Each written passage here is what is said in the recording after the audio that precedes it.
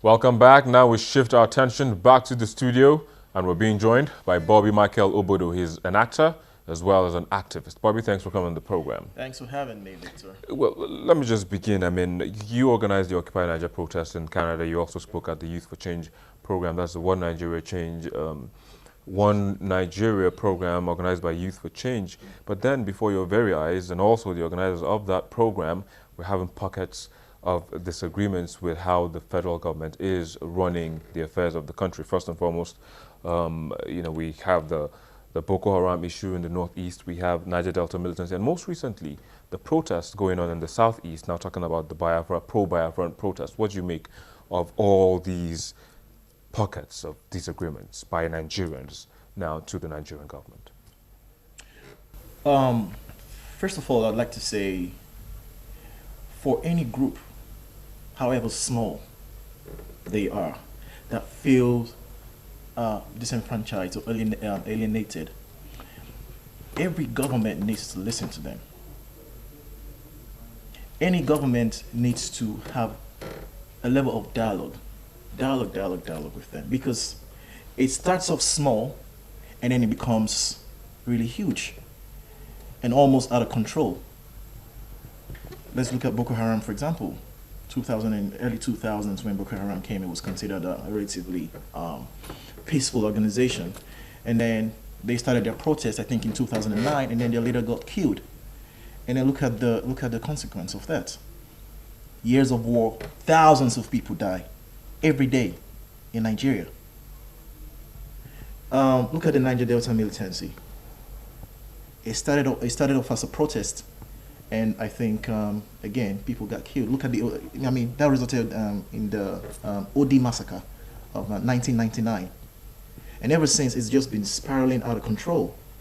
And now, this is the Biafran issue now that is rising, right? And if you follow this group, you'd see that they're a formidable group. Formidable how? Well, first of all, this is a learned group. These people, they have a radio station. They have, I think, if my memory serves me correctly, they have 2 embassies in Portugal and in Spain. A radio station they operate in hiding? I don't know if it's in hiding, but at least they reach the people that they need to reach.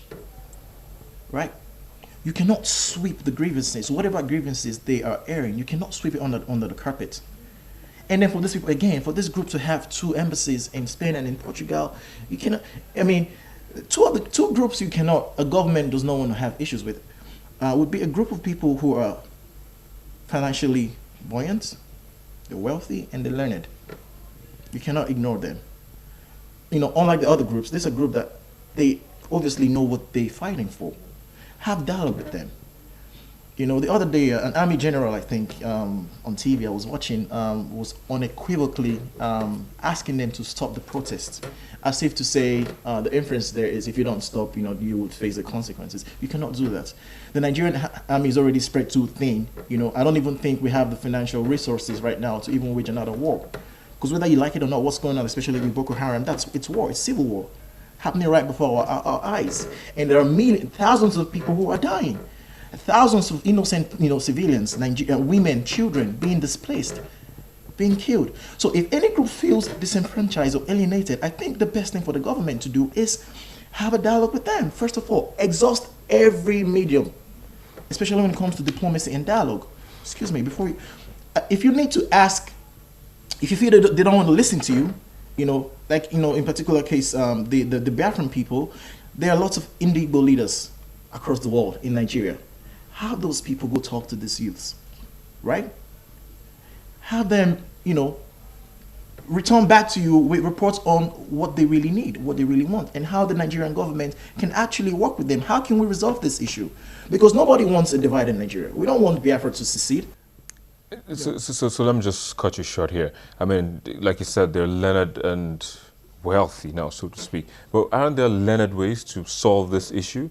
And even if you look at the fact that, if you're looking at dialogue, which you say is a key part of ending these unnecessary pockets of dissent, if you look at the demands of Boko Haram, they're making unreasonable demands now, so to speak.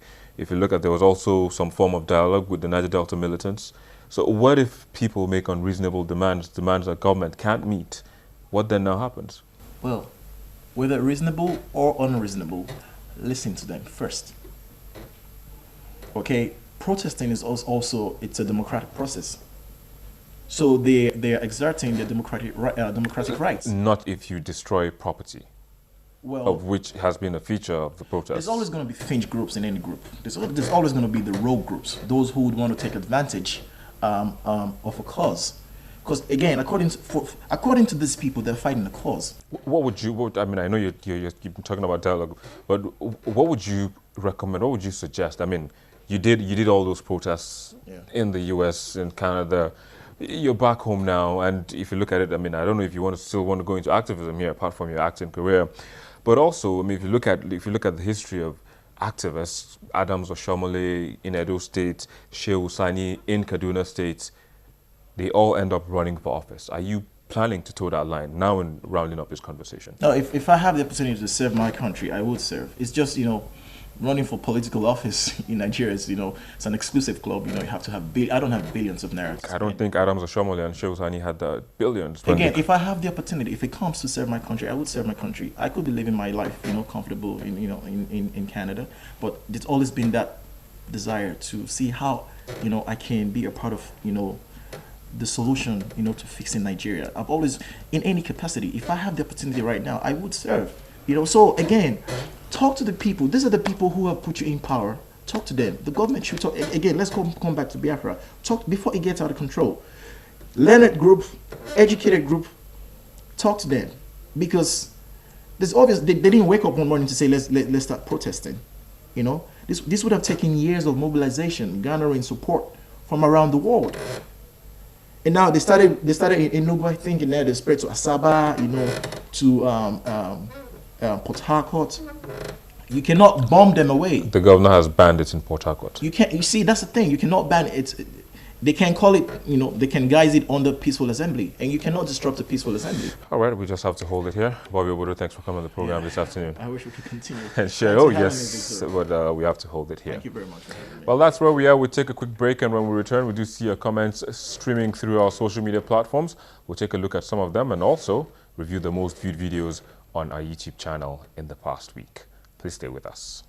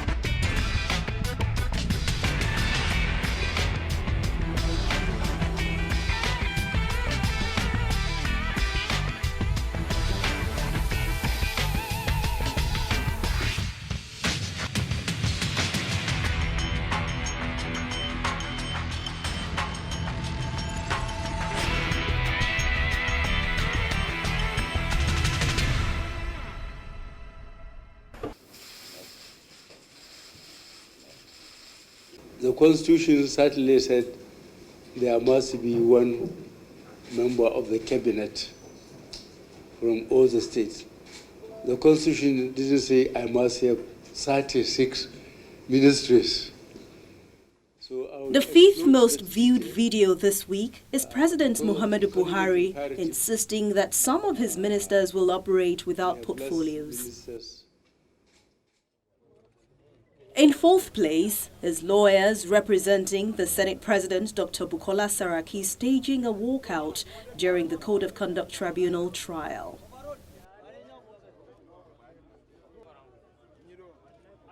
Let me thank you, Senator Ashafa, Revelations by former governor of Rivers State that he has never received a bribe in his lifetime takes the third position. Corruption is very difficult to define. If you're a public officer and you don't take bribe, I have never taken bribe in my life. But if they send a girl to you and you sleep with the girl and do that favor, you are corrupt. Coming in second position is the drama that occurred in the Red Chamber during the screening of the National Publicity Secretary of the All Progressives Congress APC as a minister. Mr. President,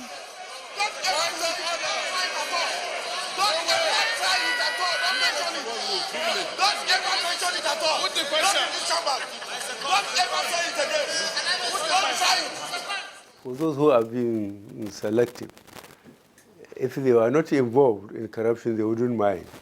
They would even encourage us to get whoever has compromised his position and the trust given to him.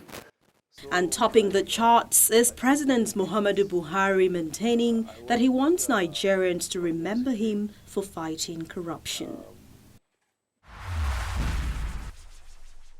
Well, there you go. Those were the comments that you sent and also the videos that you watched the most in the past week. But while some continue to agitate for a sovereign state of Biafra through protests and the federal government remains adamant on letting the region go, dialogue seems to be the only option out of this quagmire. We draw the curtains here and continue the discussion online via the social media addresses showing on your screen. Thank you for watching. I am Victor Matthias.